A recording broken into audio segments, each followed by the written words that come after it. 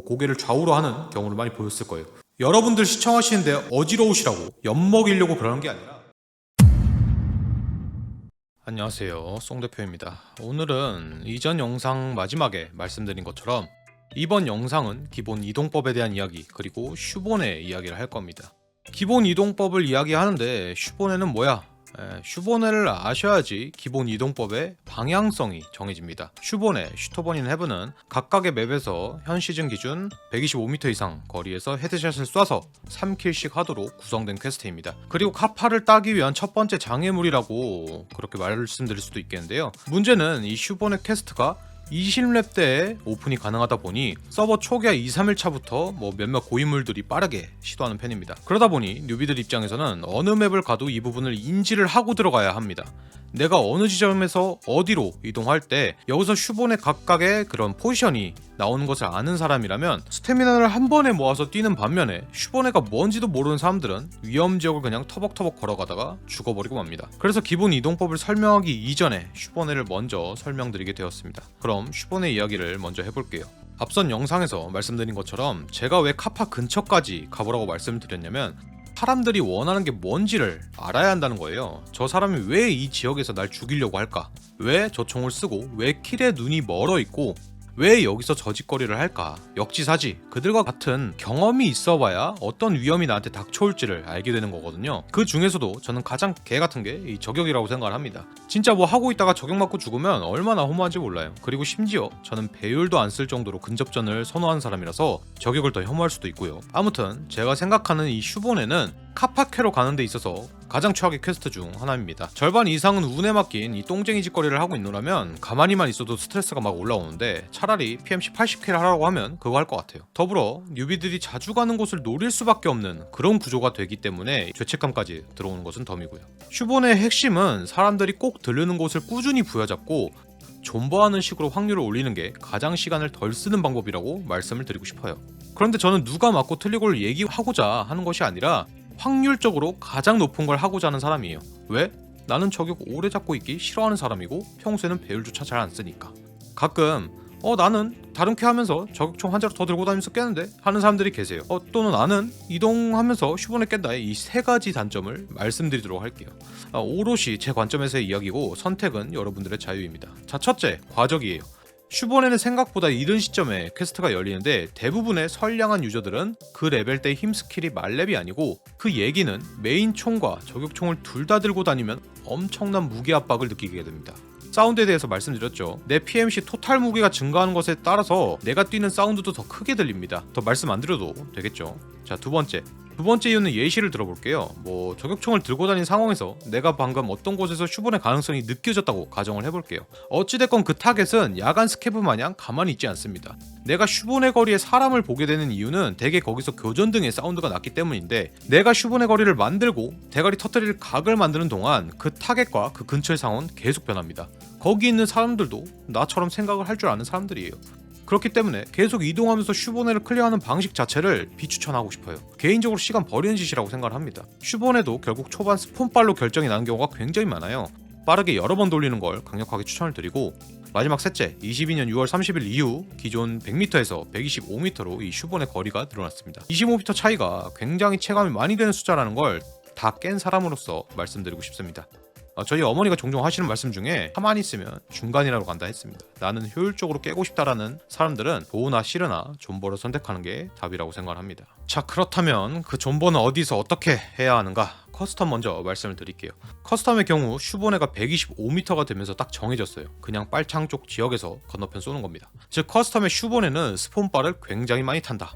나가는 탈출구가 정해져 있고 초반 빨창 쪽에 다른 스폰 친구들이 넘어가는 것을 노리면 됩니다. 스머글러 보트 탈출구의 경우에는 딱 봤을 때 불 안 켜져 있으면 의미가 없지만 불이 켜져 있는 경우에는 예상되는 시간대를 생각을 해봅니다. 그 시간대는 언제냐? 바로 깨진 벽 기숙사 1티어 친구들이 파밍을 아주 빠르게 하고 온다 해도 약 10분가량은 소모를 해서 옵니다.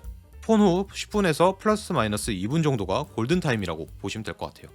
자, 그 다음은 루아프 탈출구죠. 특히 게임 스폰 초반에 저쪽 김치통 2개를 여는 유비들을 대상으로 하면 정말 쉽습니다. 이 얘기는 뭐냐면 우리가 1레이드 들어가고 나서 극초반에 이 지역 근처에서는 파밍, 이동 등의 모든 행위를 슈보네를 인지하면서 해야 한다는 거예요. 그리고 스무글러 보트와 같이 이제 만약 이 반대 스폰이 볼일 다 보고 나온다 치면은 어느 정도의 시간이 걸릴까입니다. 그런데 이건 진짜 웃긴 게 서버마다 좀 달라요. 한국 등 아시아 서버들은 정말 효율적으로 게임을 하는 성향이 있어서 스폰 이후 10분 안짝으로 거의 절반은 볼장 다 보고 나가는 것 같은데, 뭐 아니면 핵에 맞고 죽었거나. 또 제 체감상 미국 서버의 경우에는 이 상할이 많지 PMC 유저분들이 오래 남아있는 경우가 많았었어요. 물론 초반 퀘드를 하다 보면 커스텀에서 스캐브 잡는 친구들이 좀 오래 남아있는 경우도 많고요. 자, 이제 남은 건 역시나 또 사운드입니다. 여기 누워있다 보면 이게 교전의 사운드구나 싶은 것들이 들립니다. 보통 일반적인 AR 사운드는 소음기가 아니라면 뭐 최대 한 200, 250m 정도까지는 들리는 것 같아요. 그런데 어느 정도 지점에서 엄청 싸웠다 그러면 보통 거기서 10분은 더 걸립니다. 그것도 최소예요. 치료하고 파밍하고 그러고 뭐 자기 거 보험도 치고 움직이니까요. 그 친구들이 결과적으로 오게 된 탈출구를 우리는 지켜보고 있으니까 그 정도 판단은 하셔서, 즉 사운드 체킹을 하셔서 진행하시는 게 좋습니다. 총 2가지 탈출구를 다 볼 수 있는 곳은 한 곳밖에 없습니다. 바로 이 초소 위에인데 누워서 고개만 계속 돌리다가 이제 보이면 쏘면 됩니다. 대개 150m, 뭐 한 200m 정도면 루아프 탱크 쪽을 본다 치면 약 200m 정도 되는 것 같습니다. 이 커스텀 슈보네가 결국 뉴비 죽이는데 굉장한 일조를 하기 때문에 실제 좀 친다는 국내외의 유튜버 분들도 이번 시즌 슈보네 영상에서 커스텀 다 빼셨더라고요. 그럴만도 합니다. 너무 잔인해요. 자, 다음은 우드네요.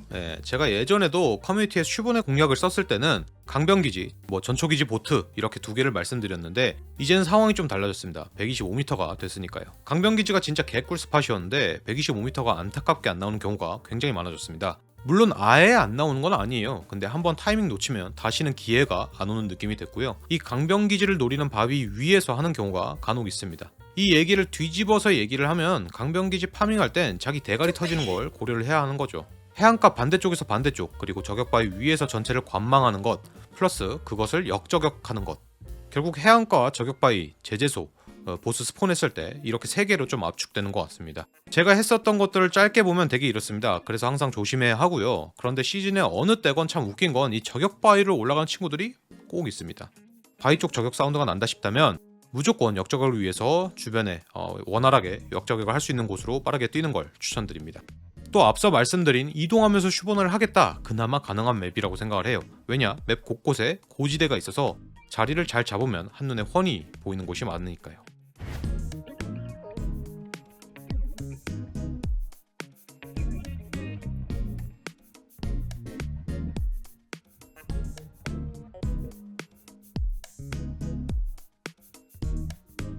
자, 쇼어라인인데요. 그 어느 맵보다 SA6가 필수라고 생각을 합니다. 왜냐? 먼저 자리 잡는 사람이 무조건 반대쪽 스폰의 유저를 잡을 확률이 훨씬 높습니다. 쇼어라인은 크게 2가지로 딱 나눌 수 있는데, 하나는 피어보트 저격, 그리고 또 다른 하나는 동관에서 서관, 레이더 퀘스트 진행하는 친구들을 타겟으로 삼을 수 있습니다. 동관에서 서관은 굳이 말씀드리지 않겠고요. 피어보트의 경우에는 관련된 퀘스트가 다음과 같습니다. 자, 이렇게 많은 퀘스트들이 이제 여러 레벨에 걸쳐서 꾸준히 PMC들이 들릴 수 있도록 이제 퀘스트 설계가 되어 있기 때문에 굉장히 순탄하게 해결할 수 있는 곳인데요. 또 맵을 한번 전체 동서로 반쪽에서 딱 한번 볼게요. 이 경우에도 보시면 브릿지 역할을 하는 곳이 크게 4곳으로 말할 수 있습니다. 가장 북쪽에 위치한 곳은 스폰바를 많이 타니까 맵의 중간 지점에서 움직인다고 가정을 해볼게요. 어차피 타로코프를 좀 해봤다는 양반들은 최대한 빠르게 움직이거나 어떤 위험 지역에 들어가기 전에 뭘 먼저 해야 될지를 정확히 알고 있습니다. 저격 스캐브를 미리 처리한다든지 그런 것들 말이에요. 그런데 뉴비들은 다르죠. 일단 이 브릿지들의 어떤 위험이 도사리고 있는지 아직 체득이 안 됐어요. 짧게 하나씩 살펴볼게요. 첫째는 리조트, 그리고 중간에 발전소, 마지막 삼거리입니다. 리조트는 너무 무섭기 때문에 그 총소리, 그리고 그 공포 말도 못하죠. 굳이 내가 서 있는 위치로부터 탈출을 위해 동쪽 혹은 서쪽으로 이동하는 데 있어서 리조트를 통과할 이유는 영에 수렴합니다. 아무리 고인물이어도 그냥 탈출만 목적이라면 차라리 새로 생긴 패스트 라이트하우스 또는 빠르게 반대편을 넘어가는 게 훨씬 낫습니다. 그러다 보니 리조트는 다른 의미에서 기피적 1순위입니다. 발전소 한번 볼게요. 발전소는 일종의 분지 형태라고 할까요? 양 사이드 진영이 살짝 솟아있어서 아래를 쳐다볼 수 있는 형태이고, 저격 스캐브가 최대 옥상에 2-3마리씩 나올 수 있는 데다가 그 발전소 주변에도 일반 스캐브들이 스폰하고 돌아다닙니다. 뉴비들에게는 당연히 어렵게 느껴지는 구간이에요. 저번 시즌부터 가뜩이나 저격 스캐브들 색적거리가 대폭 향상이 되어서 더욱 그렇습니다. 근데 삼거리의 경우에는 그나마 시야가 트여있고, 그러다 보니 다들 이런 생각을 해요. 내가 저기까지만 뛰면 나갈 수 있다는 느낌을 계속 줍니다. 일반적으로 뉴비들이 다 그렇게들 생각을 해요. 그렇게 뛰다가 슈보네한테 대주는 거죠. 게다가 가끔 뭐 이런 이야기들도 돕니다. 쇼어라인의 김치통 런이 굉장히 뭐 스무스하다. 뉴비 때 부자가 될 수 있다. 이런 얘기가 종종 들려요. 결론만 말씀드리면 진짜 별로인데 이거 저는 절대 추천 안 드리는 부분이고 뭐 지금 파밍 이야기 할 때는 아니니까 아무튼 결론을 내면 우리 슈보네의 핵심은 뉴비 혹은 퀘스트를 하는 사람들을 따는 것이고 이 삼거리와 피어보트 주변에 알박고 있는 것만큼 쉽게 깨는 방법은 전무하다고 할 수도 있겠습니다. 그리고 이 게임이 DMR, 볼트 액션을 다른 FPS에 비해서 운영이 조금 어려운 게 안 그래도 뭐 힘 인듀 같은 이런 스킬 레벨이 각자 다 다르고 과적 유저 스캐브, 속도를 늘려주는 인젝터 등 이런 변인 요소가 너무 많아서 뛰는 거 헤드 때리는 게 다른 게임에 비해서 훨씬 어렵습니다. 고인물들도 체득이 잘 안 되는 부분이에요. 그런데 이 삼거리 피어보트는 내가 위치하는 곳에 따라 거의 일직선상으로 유저들을 볼 수가 있습니다. 훨씬 다른 맵에 비해서 이 구역에서는 부담이 덜합니다.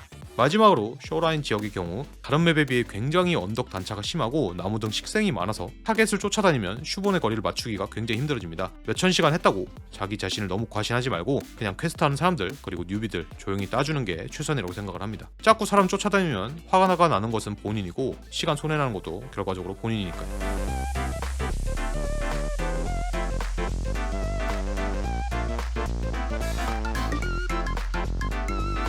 자, 리저브는 크게 3개라고 봅니다. 유탄으로 깨는 법 아니면 돔 저격 및 돔 역저격. 유탄으로 깨는 법은 다음과 같은데 본인이 리저브 퀘를 깨러 갔는데 좀 저렴한 무장 상태이고 돔에 스폰이 되었다면 심심할 때 한 번씩 쏴주시면 쉽게 올릴 수 있는 유일한 맵이라고 할 수 있겠습니다. 단 AK방을 노릴 때는 당연하게도 유탄 잡는 시간을 좀 고려를 하셔야 되는데 머리동 근처 스폰이 AK방을 뛰는 경우의 시간을 어느 정도는 염두하시고 쏘시는 것을 추천드립니다. 또한 머리동 뒤쪽에서 잡는 것은 현재 125m 띄우기가 어려워서 비추천하는 바입니다.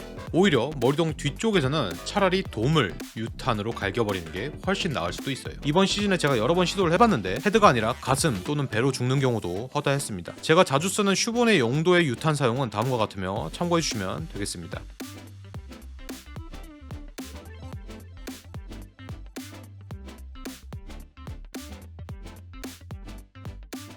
자, 몇 시즌 슈보네를 연속으로 하다보면 이런 경우도 생기는데 뭐 초반 퀸 스폰이라면 백흑마에서 리저브 알람방 쪽으로 뛰어오는 애들을 일부러 킹으로 보내버리게끔 들어가게끔 샷을 쏘고 유탄으로 마무리하는 형태가 있습니다. 영상에서는 3인큐였는데 뭐 한 명은 잡고 2명을 한 번에 유탄으로 조져버린 케이스이고 이 전략은 뭐 125m가 된 지금도 유효합니다. 거리가 딱 맞아 떨어지더라고요.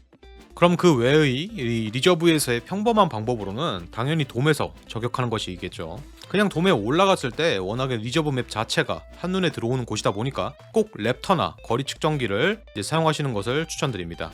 또한 리저브 돔은 그렇다 보니까 역저격 자체가 굉장히 많은 편입니다. 슈본의 거리는 무조건 넘으면서 내 몸을 숨길 수 있는 장소는 많은 편인데 저는 옆동 2, 3층에서 하는 것을 추천드리고 이번 시즌에 실제로 저도 그렇게 2킬을 했습니다. 자, 슈본의 통합 팁 말씀드리고 이제 슈본에서 이동법으로 좀 넘어가려고 하는데요. 자, 첫 번째, 랩터가 나와서 너무 편리하다. 쉽게 합시다. 랩터가 없다면 대개 뭐 한 150 정도 맞추고 쏘면 박히는 곳들을 이 영상에서 추천을 드렸습니다. 자, 두 번째, 소음기와 부무장은 선택이지만 저의 경우는 최소 권총은 갖고 다녔습니다. 자, 마지막 세 번째, 슈터 7이라는 퀘스트가 있습니다. 이런 것들을 이제 좀 같이 깨서 전체 퀘스트의 피로도를 좀 낮추면 좋을 것 같다라고 생각을 하고 있습니다. 단 물론 이제 볼트 액션으로 성공하기가 굉장히 어렵다고 생각한다면 AXMC를 해금하고 뭐 FMJ 탄을 쓰거나 처음 슈보네를 시도한다면 가장 간편하게 세팅할 수 있는 총은 M1A 혹은 SR25라고 생각을 합니다. 뭐 M1A 말고도 이제 그 모신으로 하시는 분들도 계세요. 그런 것들이 이제 뭐 좀 적응이 되면 참 좋을 것 같은데 저의 경우에는 제 입장에서는 저의 관점에서는 이제 M1A가 가장 좀 더 최소한의 모딩으로 슈보네용으로 세팅을 했을 때 좀 편했다. 그게 훨씬 편하고 또 볼트 액션에 비해 성공률을 많이 올려주는 편입니다. 네 번째, 저의 경우 커스텀 쇼어라인의 맵은 스폰이 별로다 싶으면 그냥 빠르게 탈출하고 다음 판을 진행을 했습니다. 그게 결과적으로 시간을 아낀다고 판단을 해서요. 제가 3시즌 동안 슈보네를 클리어했을 때 특히 이 두 개의 맵 커스텀 쇼어라인의 경우에는 킬의 90%가 슈보네 킬의 90%가 초반 5분 내에 이루어졌습니다. 자, 이렇게 슈보네 공략을 보셨으니 이제 슈보네 한 사람들이 언제 어느 때 어느 각에서 대체로 여러분들의 머리를 쪼려고 하는지 그 위치에서 왜 저격을 사용하는지에 대해서 대략적으로나마 아실 수 있게 됐습니다. 슈보네 공략을 기본적으로 꿰고 계셔야지 생환율에 훨씬 도움이 됩니다.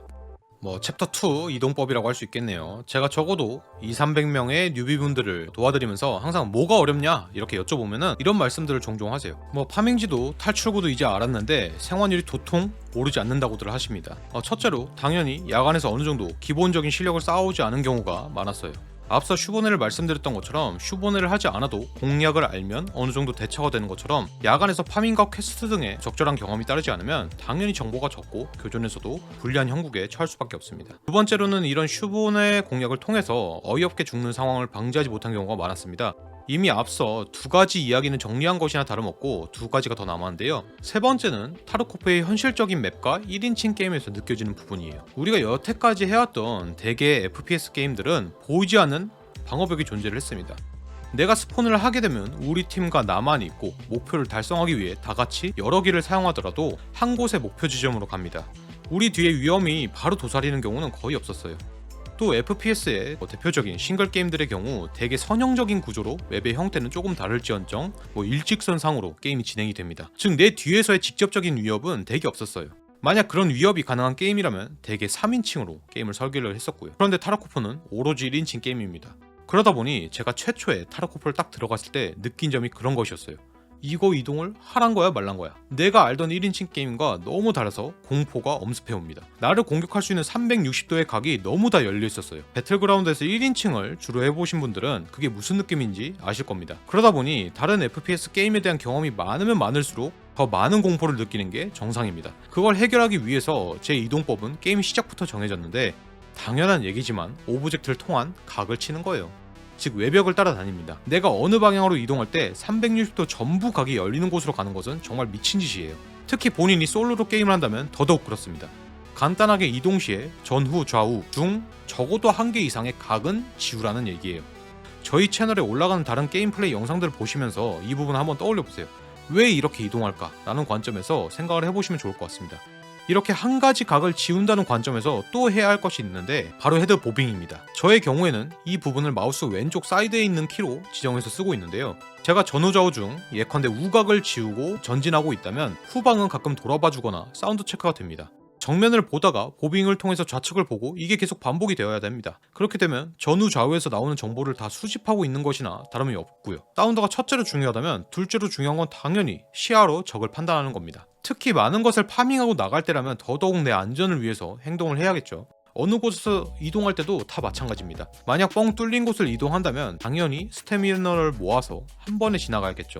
그리고 그 스태미너마저도 스킬로 이루어져 있는 이 게임은 뭐다? RPG다. 우드 커스텀 인체 등 초반에 퀘스트를 하다가 갑자기 꽉꽉 채워놓고 나가기 직전인데 뻥 뚫린 곳을 가로질 순 없잖아요. 물론 이게 되는 때가 있는데 그때는 당연히 야간입니다. 야간에는 주간에 평소에 이용하지 못했던 루트를 오히려 안전하게 뛰어다닐 수 있는 느낌이에요. 예를 들면 커스텀의 남북을 가로지르는 메인도로, 리저버의 돔 앞쪽 메인도로가 그런 곳들입니다. 주간에 그곳을 가로질러서 뛰어나간다는 것은 나 죽여달라고 외치는 것과 하등 다를 바가 없습니다. 그런데 야간에는 예시로 든 이런 구간을 맘껏 써도 주간에 비해 그 위험성이 많이 낮은 편이고요. 자, 마지막 얘기는 뭐냐면 정보의 조합입니다. 이동법 얘기하다가 갑자기 웬 정보 운운하냐. 일단 첫째로 여러분들이 많은 유튜버, 스트리머들의 플레이를 보면서 그냥 뛰다가도 고개를 좌우로 하는 경우를 많이 보셨을 거예요.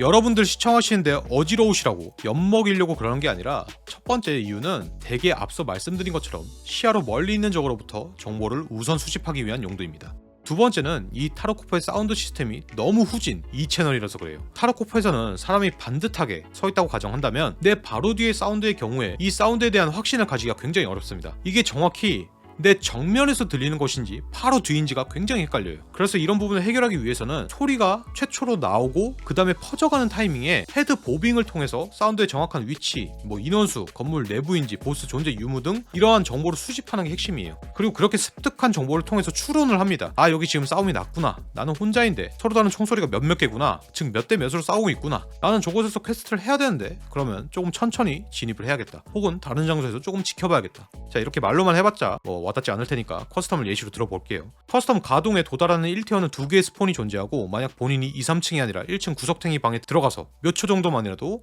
좀 가만히 있어봅니다. 근데 갑자기 총소리가 막 들립니다. 안에 보스가 나온 것을 반대편 1티어가 확인을 해준 거예요. 물론 아닐 수도 있어요. 단순히 스캐브가 많았을 수도 있고 총을 더럽게 못 쏴서 탄을 낭비한 걸 수도 있어요. 하지만 우리한테는 어떤 정보들이 들어왔죠? 상대방의 최소 인원수, 총의 대략적인 종류, 진입한 층수, 수류탄 사용 여부 모든 게 정보가 될 수 있습니다. 아무런 정보가 없는 것보다는 100배 낫잖아요. 저는 FPS가 특히 타르코프는 정보 싸움이라고 생각을 해요. 내 상황과 컨디션을 확실히 체크하고 있는지, 상대방이 몇 명이고 무슨 총을 쓰는지, 현재 저 친구가 몇 발을 쐈는지 등등 아주 자잘자잘한 정보들을 무시하지 않고 수집해서 그걸 조합하고 활용할 줄 알아야 결국 내 교전을 승리로 이끌 수 있는 단초가 된다고 생각을 합니다. 그러니 내가 정보 파악이 되지 않은 새로운 지역에 들어갔을 땐 짧게라도 사운드 체크를 하고 움직이셔야 합니다. 여러분의 생존율은 그 행위를 기점으로 완전히 달라지게 돼 있어요. 분명 이런 부분은 단시간에 해결되지는 않습니다. 왜냐면 내가 스폰 킬도 당해보고 내 주변에 스폰 상황도 바로바로 캐치가 되고 맵에 딱 들어갔을 때 가장 가까운 위협이 뭔지를 알게 되는 데까지 많은 시간이 소요되기 때문이에요. 결국 이 네 번째 얘기는 더 원초적인 부분까지 올라가면 서로의 스폰 포인트 그리고 내가 있는 장소부터 목표 지점까지의 대략적인 이동 시간까지 캐치가 되어야 한다는 것이에요. 당연히 내가 갖고 있는 인듀 레벨에 따른 스태미나 소모량도 감각적으로 좀 알게 돼야 되겠죠. 내가 사운드를 가지고 얻는 정보의 조합에 따라 이동법은 달라진다. 이게 최종적으로 제가 드릴 수 있는 말씀입니다. 여러분에게 주어진 정보를 무시하시지 않는 것부터가 타르코프에서 생존율을 올리기 위한 시작이에요. 이러한 이유 때문에 제가 슈보네를 먼저 이야기를 드린 것이었습니다. 슈보네 혹은 적용 유저가 어느 곳에 있다라는 정보가 나에게 주어지고 나면 당연히 그에 맞는 대처를 해야 된다는 것이죠. 무시하면 안 된다는 거예요. 어려운 말로 끝맺게 돼서 좀 아쉬운데 이 게임이 여러분에게 가장 많이 요구하는 것은 바로 경험을 통한 체득이라고 할 수 있겠습니다. 너무 좌절하지 마시고 차근차근 하나씩 해보신다면 샷발에만 의존하는 FPS 게임이 아니기 때문에 더 재미있게 느껴지시는 어느 구간에 도달하실 수 있을 거예요. 자, 다음 타르코프 개로는 많은 분들이 질문해주신 제 컴퓨터 세팅 그리고 타르코프 세팅값 그리고 타르코프를 위한 컴퓨터 구매 시 우선순위 등 그런 방향성에 대해서 말씀을 드릴 예정입니다. 오늘 메인 영상은 이것으로 마치고 구독과 좋아요 눌러주시면 정말 감사하겠습니다. 끝까지 시청해주셔서 감사합니다. 송 대표였습니다.